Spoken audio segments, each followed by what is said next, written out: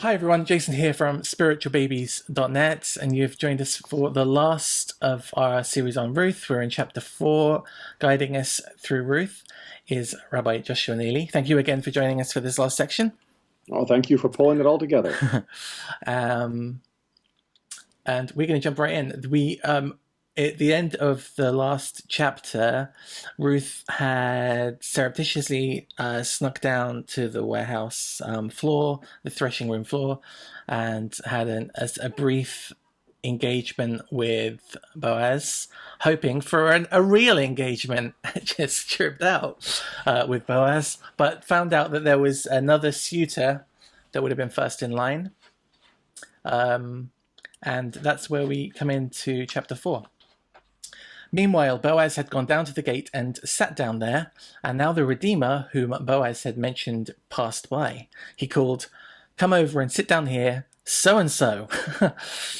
He came over and sat down. So I have learnt over the years that old towns used to have a wall around them for protection, and then the gates of the wall would have certain kind of enclaves in them where different town officials would sit. And I assume this is what is happening here when he's sitting by the gate. He's there in an official capacity. Pardon me. Let me just turn off that ringer so that text messages don't mess up the recording. Hold on a second. Yes. It's well attested in both biblical narratives as well as archaeology and other ancient Near Eastern cultures that gates of the city were the sort of seat of local government. They didn't always have additional government buildings, and the gate was often the best built-up area in the town anyway. So that was definitely the place where government would take place. It was also the place that was most public.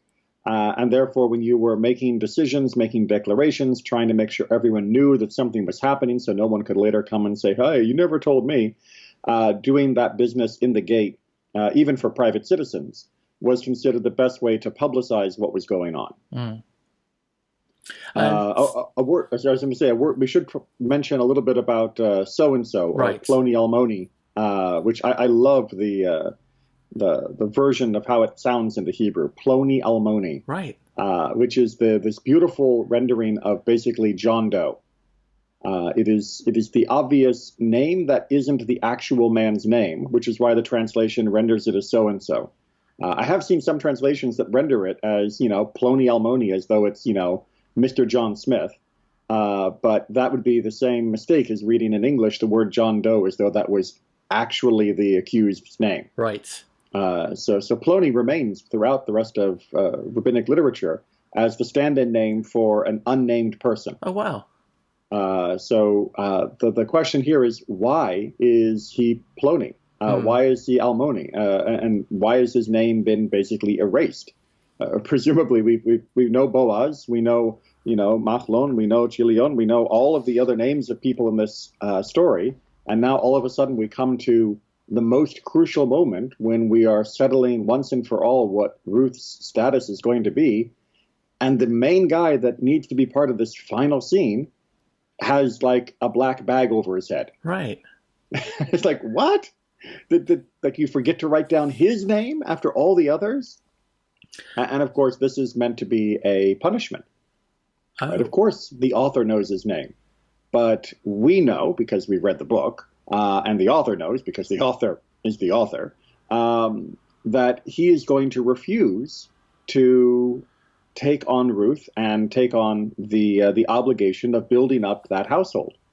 And what is the punishment that Deuteronomy says for a person who, what is the curse or epitaph used against somebody who refuses to perform levirate marriage that the book of Deuteronomy talks about? It is, "Thus happens to the person who refuses to build up his brother's name." Wow. Right? So he refused to build up his brother, or in this case, his relative's name, and so his name has been erased. It never occurred to me before. I kind of feel a bit bad for him. I mean, because had he taken Ruth in, history may have taken a different course. I mean, you have to... So, there's always a question of of fatalism when it comes to our behavior, of whether or not God intended for us to fail to live up to our moral and spiritual obligations in order that a certain course of history might unfold. But that's simply wrong thinking. I know that there are some minority opinions that believe that, and so I won't say categorically wrong, because certainly it is within certain elements of the Jewish tradition. But they are a minority. The vast majority say that although it may be that God knows what we will do, we still have the free will to decide it. So therefore, he could have chosen. And if he had, I'm sure God would have made his plan work just fine. We should never be reluctant to do the right thing because we might be worried that we're messing up God's plan. We'd be reading a different story now.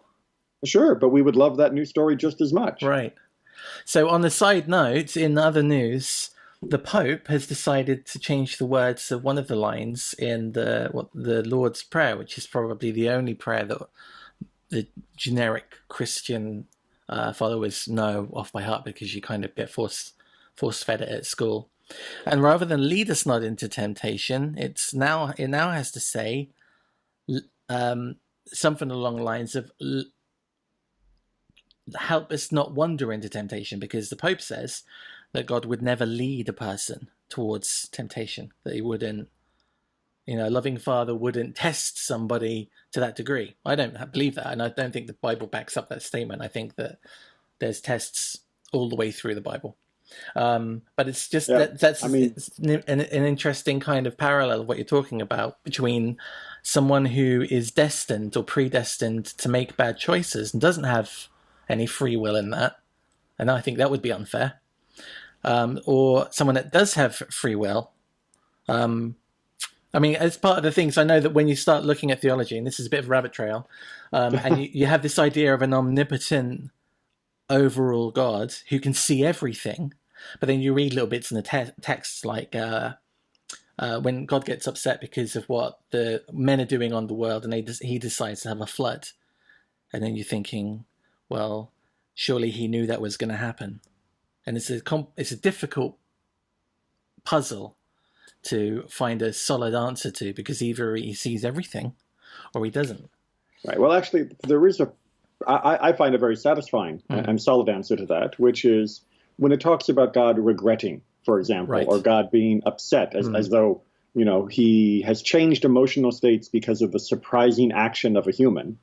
That is the Torah speaking in the language of humanity. Right. Right. It is trying to contextualize the emotion that would be found in a human were they to be confronted with this situation. And that helps us understand why the next action is taking place in a way that we can relate to. Because the idea of God's true, eternity, and the idea not that he sees all of time, but that God is at all points of time the same God, and he's not looking forward, and he's not looking forward to the future. Sure. He is in the future, the exact same as he is in the past.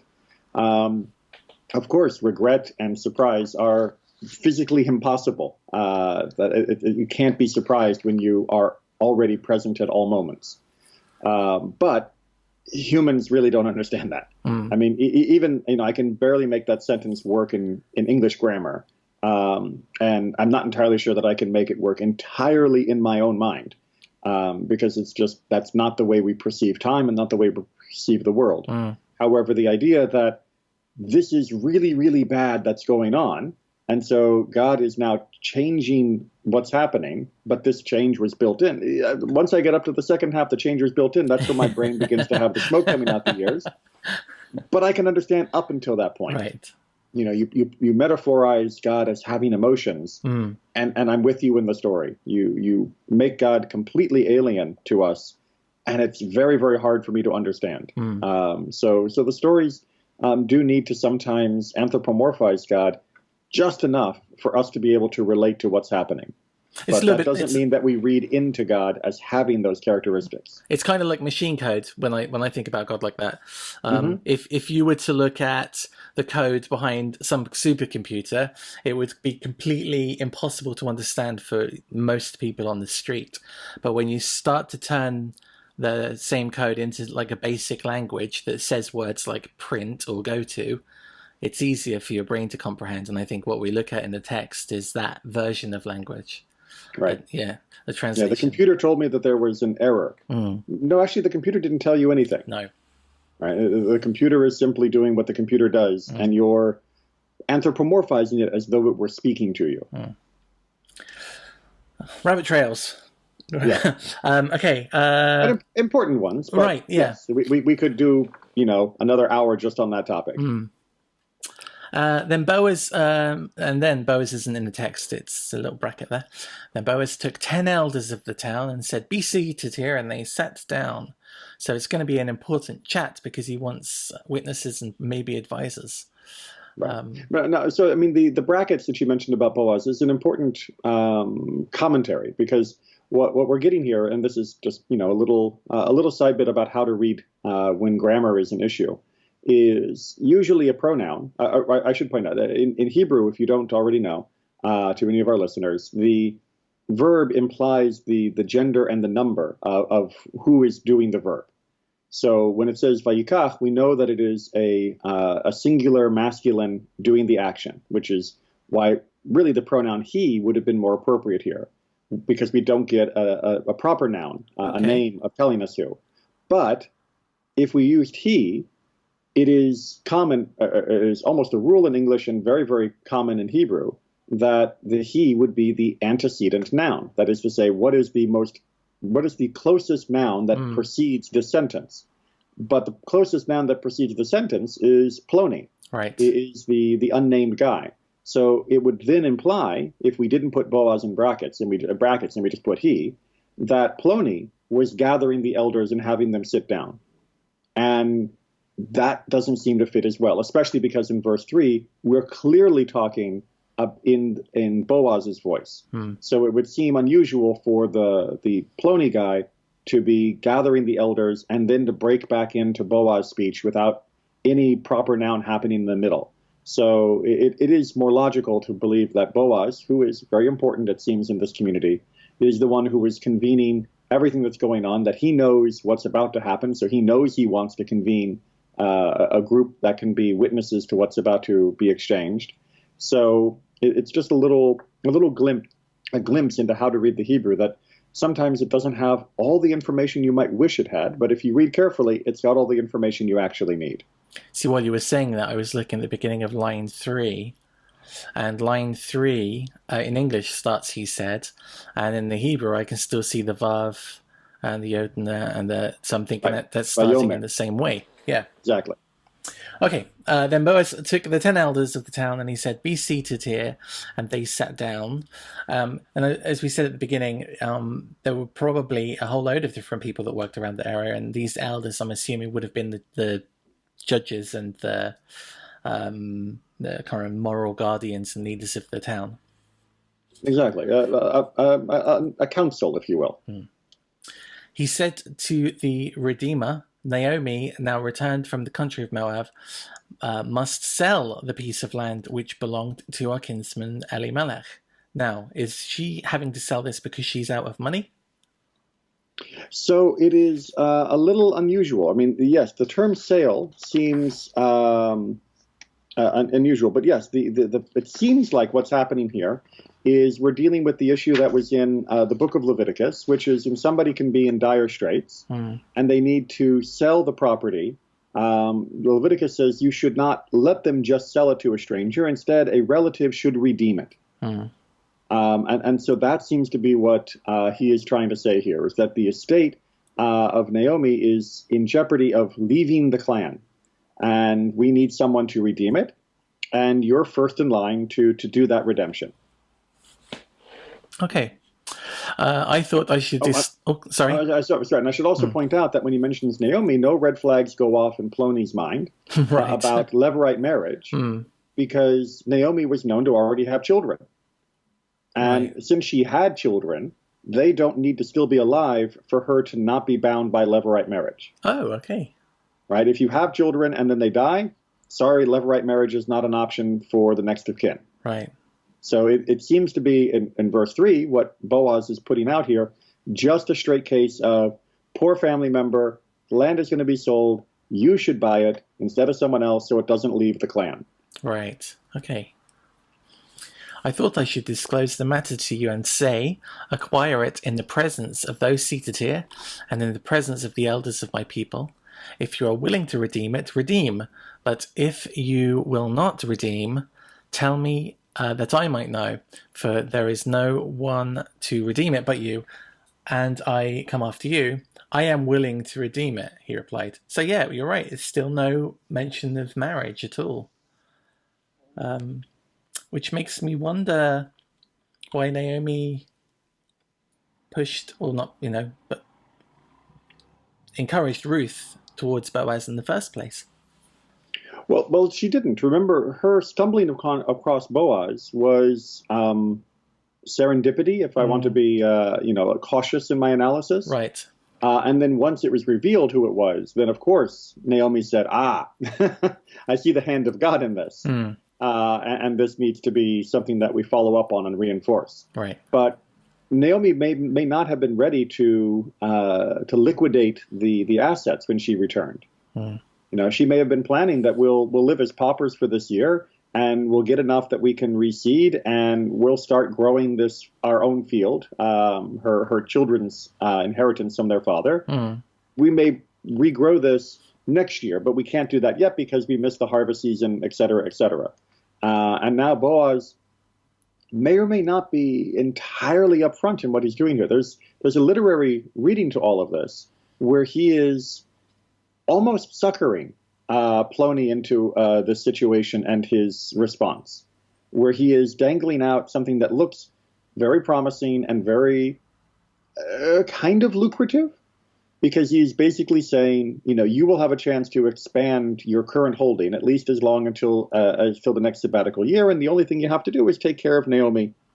And you don't have to worry about marrying her or having kids with her. It's just, we need to make sure the land doesn't leave the clan. So are you up for this? And the guy seems to be perfectly fine, which means if it's just the money and just the land, he's good. And now he's going to blindside him in verse 5. Boaz continued, when you acquire the property from Naomi and from Ruth the Moabite, you must also acquire the wife of the deceased, so as to perpetuate the name of the deceased upon his estate. Now, you mentioned earlier that wasn't the case because of the children. Okay, so this is where the inheritance laws get a little bit confusing of who was inheriting what from who and who actually owns. So what seems to be happening here, if we read through the structure, is Ruth didn't inherit from her husband, right? Because wives don't inherit from their husband under biblical law. Right. However, Naomi could inherit from her children, right? With the children dying without having anyone else be married, there is the potential for Naomi to be the inheritor. Right. Naomi now needs to liquidate the assets, or at least seems to be leaning that way. And Plony seems willing to buy those assets because, it would be good for him. And unfortunately, Naomi seems to be putting in a stipulation that she will only sell this when the issue of levirate marriage has also been dealt with. Okay. And that means Ruth needs a husband. Because Ruth was married and childless at the time of her husband's death, and therefore it's up to you to be the levirate guy and provide for that estate, which means at least a chunk of what you are inheriting or what you are purchasing here will become that kid's inheritance. And there's something else, which we'll probably talk about in verse 6. Okay. The Redeemer replied, then I cannot redeem it for myself, lest I impair my own estate. You take over my right of redemption, for I am unable to exercise it. So he's inferring that maybe he already has family enough, or he's just not interested in, or maybe there's some latent racism. Okay, so there are a couple of different things that are going on here, none of them to Plony's credit. Okay. Right, so one of them is he does not want to go through the rigmarole of building up this portion of land only to have to hand it off to someone else's kid. And that is incredibly selfish, because that someone else's kid is part of his family. And why would he not be willing to help his family survive, have that lineage of his family survive? Additionally, there seems to be a question of, well, wait a minute, what happens if I do this and there's a kid born and then I die or my kids die, my previous children die and I die? Then it's possible that my estate will go to this new kid, but that won't be in my name. That will be in his father's name. Right. And so now I'm getting wiped out. So the risk to me is too great. There's also an implication, perhaps, that he is trying to say, I remember this story of Judah and Tamar, and there are certain women out there that are just manslayers. And Ruth, maybe she's another Tamar.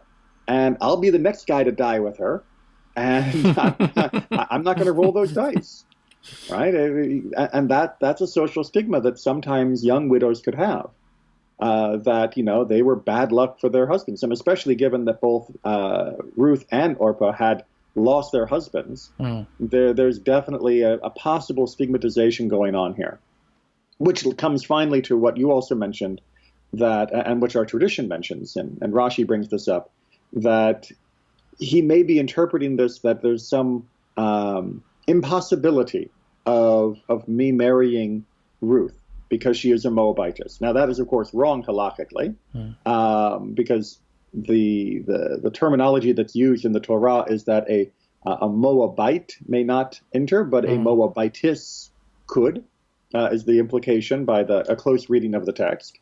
But it's also clear that he doesn't really actually believe that, because he tells Boaz, you do it.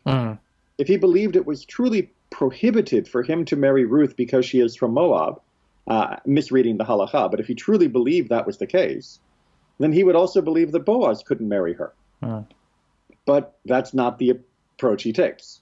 Instead, it's, I can't, you go ahead, which does seem to be more on the border of racism, or racism is a misnomer, because it's not about genetic race. It's about ethnicity-ism. Right. Ethnicity-ism? Yeah. Bigotry. Bigotry is a good generic word. It covers a whole host of hates. So it may be more generic bigotry than anything else. Now, this was formerly done in Israel in cases of redemption or exchange. To validate any transaction, one man would take off his sandal and hand it to the other. Such was the practice in Israel. So I've heard this before. It's kind of interesting. You've got to hope, really, that the other guy's feet are at least as big as yours. Or do they give it back? Do they... Because there's a few different covenant areas in the text. I mean, you get kind of the dividing of animals in Abraham's dream, and there's blood on the threshold and all sorts of things. But the sandal thing, I have to say, it's a bit kind of odd. So it's there's a couple different things going on here. If you look in Deuteronomy, the whole way that this is laid out with the sandal and spitting, it's clearly a sign of disgrace, right? The idea being that a person should not refuse to do the levirate duty that they owe to their kinsmen. So it does seem to be built around this idea of embarrassing the person. Right.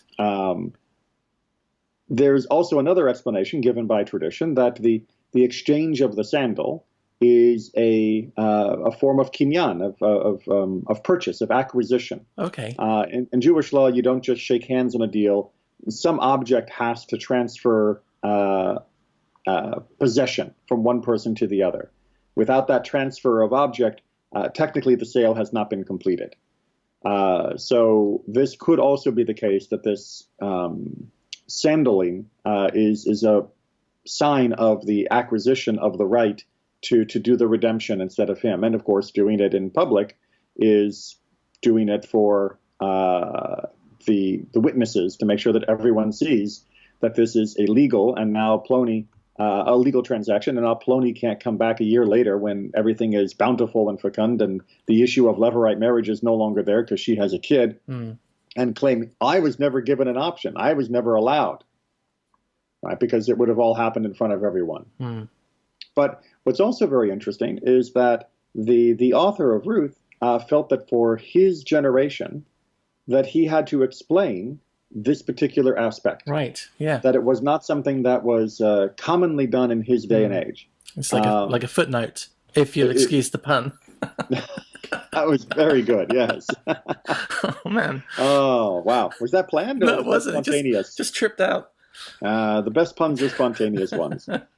But yes, and this happens from time to time throughout the Torah as well as the rest of Tanakh, that the writing down of the text came at a date where some of the practices or place names had changed significantly enough that the author felt, and this time I need to explain what they were doing in the previous days. Okay.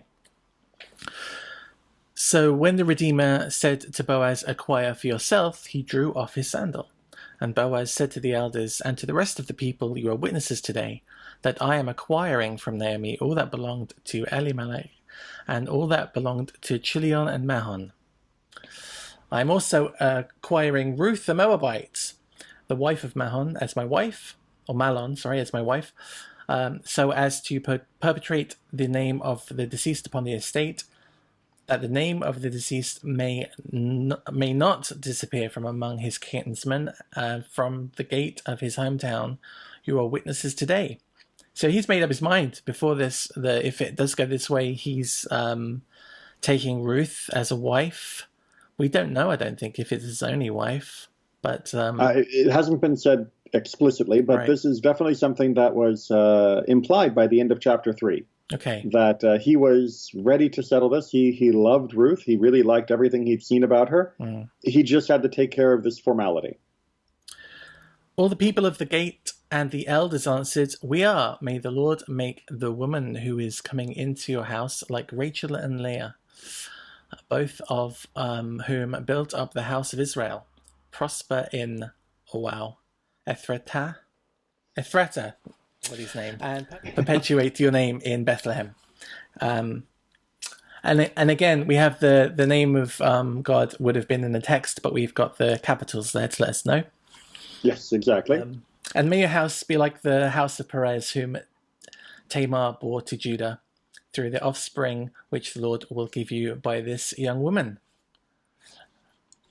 And that, again, as a literary reference, is very, very powerful, because that is hearkening right back to the story of Judah and Tamar, which is another story of Levirate marriage, another story of suspected wrongness for the woman that was later revealed to be and that she was entirely in the right. So this is a backhanded slap at Plony, who may have been casting aspersions upon Ruth as this Moabitess, the same way that people also were casting aspersions on Tamar as being an adulteress. And it's like, no, she has been faithful, she has been right, she has been law-abiding, she has been God-fearing. This is a good woman, and you would have been lucky to have her as your wife, but you blew it. And instead, the blessing is going to go to Boaz's house. And of course, they're reminding us that we are in the tribe of Judah when all this is happening. So Boaz married Ruth, she became his wife, and he cohabitated with her. The Lord let her conceive, and she bore a son. Now, he cohabitated with her. So was there a custom of having the wives live in a different area? Or a different... No, that's an English euphemism for a Hebrew euphemism. Oh, I see. So he loved her very much. No. So like it's, a man and a woman. I guess actually, yes. You could do the in quotes, when a mummy and a daddy love each other very much. Yeah. Yes, that is not a problem. The literal Hebrew is vayovo aleha, which, if you were to literally translate that into English, would be, and he came to her. Okay. But that does not quite convey clearly enough to people who aren't used to the Hebrew idiom that this is, and he knew her kind of language, which also doesn't convey anything unless you know that that's a biblical idiom, because it's not an English idiom until it comes through the Bible. No. So yeah, it's basically saying, and they had sex. We have this interesting phrase at the end that God had her conceive, right? That she was granted a conception by God. Oh, implying that God was stopping her conceiving before. Or at least had not assisted her in the past. Okay. Right, so maybe Machlon was not a worthy father for this line, but apparently it was nothing about Ruth that was an issue. It was something wrong with her husband, not wrong with her, that prevented the children to be born in the first place. Okay. All right. Verse 14. And the woman said to Naomi, "Blessed be the Lord who has not withheld a redeemer from you today." That's women. And the women said to Naomi, "Blessed be the Lord who has not withheld a redeemer from you today. May his name be perpetuated in Israel." Oh, that's interesting that the women of the town, they turn to Naomi at that point. So they see kind of the bigger overall picture. I mean, I would have imagined everyone runs up to Ruth and says, "Congratulations." Well, there will definitely be that, but read verse 15, the second half of the women's cheer. Okay. "He will renew your life and sustain your old age, for he has born of your daughter-in-law who loves you, and he is better to you than 7 sons.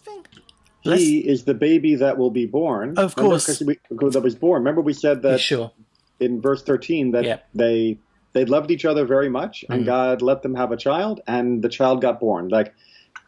Time zoomed in verse 13. So we've already had the, yay, Ruth and Boaz get married. That happened in verse 13. And she moved in, and they had a child, and they did what husbands and wives do, and she got pregnant, and they had a son. And now at the birth, verse 14, is where all the cheering is happening for Naomi. Lovely. And they're cheering because, this whole idea of the Levirate marriage is predicated on the idea that there will be a child that will come.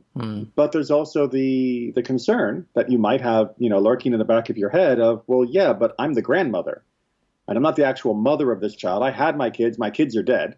And my husband is dead, and no one's Leviriting me. So Naomi is the one person who doesn't seem to have been taken care of before we hit verse 14. Right. And the community is rallying around her, which, remember, they did when she first came home as well. And before, they rallied around her going, wow, you look terrible. And now they're rallying around her and saying, this is amazing because Ruth, we all can see, is amazing and loves you and is an incredible person.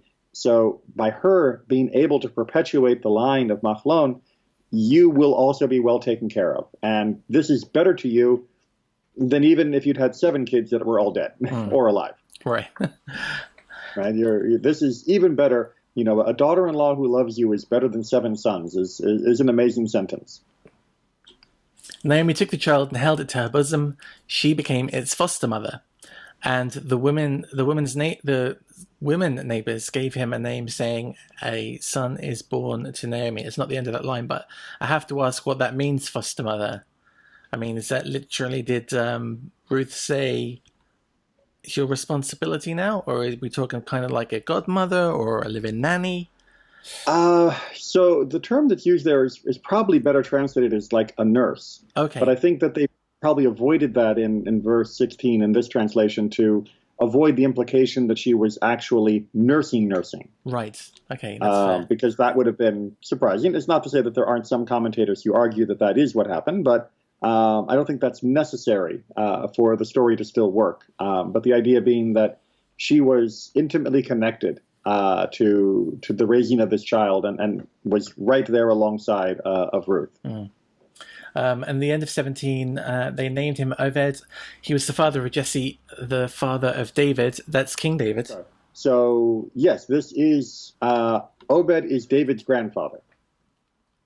Okay, good. All right. Which means Ruth and Boaz are David's great-grandparents. Sure. Okay. And then in verse 18, we're going to back our way all the way up to Perez and get the line. Yeah, I was hoping to skip this, but we'll give it a go. Okay, this is the line of Perez. Perez begot Hezron. Hezron begot Ram. It's a nice, easy one. Ram begot Amminadab. Or Nadav would be. I always think that the Hebrew pronunciations are much easier than the English versions. it's interesting. So in 19 in the English, there's the AMMI and a dash, and then NADAB, but they don't do that in 20. They just go straight in there with all one word. I mean, That is unusual because there is no difference in the Hebrew text between those two. yeah, strange. Aminadab begot Nashon, Nashon begot Salmon, Salmon begot Boaz, Boaz begot Obed, Obed, Obed begot Jesse, and Jesse begot David, and I think that's the end. Yep, scrolling. Yep. That's the end of And 22. now we've got our way up to King David. Fantastic. Could you just read that from 18 through to the end in the Hebrew so that people at home can hear how the names are supposed to sound? I will. Although before I do, I just want to give one little explanation because oftentimes you'll hear me correct. It's not Aminadab, it's Aminadav, right? Or it's not, for example, Obed. It would be Oved. But the reason why the B and the V and a few other letters like that change between the hard and soft versions is because they are the same letter in the Hebrew. However, in order to make sure that it is understood in the English version, it became the standard practice to always write it with the dominant, the hard version of that letter in the English. So it's not that it's totally wrong. It's actually trying to give you extra information as it writes it into the English, so you know what letter in the Hebrew alphabet it was written with. Because if it was just a V, it could technically have been written with a Vav. Okay. So by writing it with the dominant letter, it clarifies the origin. It still is frustrating because it messes things up, and then of course you get into the whole TH thing and the J's and Y's. And all of that is also a little annoying. But okay, so let me go ahead and I'll do verses 18 through 22 with the Hebrew pronunciation for the names of the different characters. But I'll read the English so that way people can still understand what I'm saying. Right, okay. All right, so this is the line of Peretz.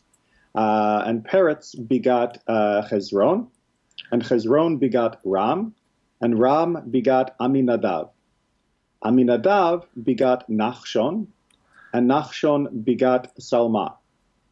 Salmon, in verse 21, there is a switch of names there between Salma at the end of 20 and Salmon in the beginning of 21. Begot Boaz. Boaz begot Oved. Oved begot Yishai, and Yishai begot David. Do we know why there's see, you've got piqued my curiosity now. Do you know why the names have changed between 20 and 21? I have not seen commentary on that. Wow. Because names usually change if something happens in their life. That is very possible. So it's something that I've looked for commentary to try and explain for me, but I haven't seen a text that explains why Salma and Salmon swap in those two verses. So an interesting thing, well, I think it's interesting anyway. I live in Ireland. Ireland's natural native language is Irish, it's Gaelic. And in Gaelic, the same letters that change in Hebrew with the little dot, I think it's called a dagesh, I'm not sure. But the same letters change in Gaelic. And they have a little dot that goes either over the letter or not over the letter, which kind of convinces me that some time when all of Europe was connected, which we know that was definitely a thing 100,000 years ago, there's some sort of root between that, the Celtic language, which is in France and Scotland and Ireland and Wales. They all share the same root, and they do the same thing. When you get to the S, it's either a sh or a s, and the V is a v or a b. It's interesting. When I look at these street signs and there's a little S or a V, and I know that the little dot over the top changes how you pronounce it. But yeah, it kind of makes me see the bigger picture of how language spreads across Europe. It's a very interesting thing. Anyway, rambling again. Okay, so that's the end of Ruth. I'm glad we got it through. I'm going to try and get this edited and up today so people can enjoy it over the weekend. But they get their own book. And it's kind of interesting, isn't it, that there's two female leads in this. There's no kind of male baddie like there was in Esther. It's two female leads from beginning to end. It's No, the real villain here is just circumstance. And that's kind of what's amazing about this, is that it's such a real story for people of these are the kind of problems most people deal with, and not dealing against a Haman-like figure, right. And it's not the story of kings and queens and armies and generals and all of that. It's just a story of real people who have bad luck and come together and try to figure out how to make it work. Brilliant. All right. And it works out great. Thank you very much, and thank you for your time and for giving us all your time and knowledge on going through this book. I really appreciate it. I know the people at home do too. If you guys would like another series for a book, let us know which book. Thank you again, Rabbi, for giving us all your time. Always my pleasure. And we'll see you all again very soon. Bye-bye. Bye.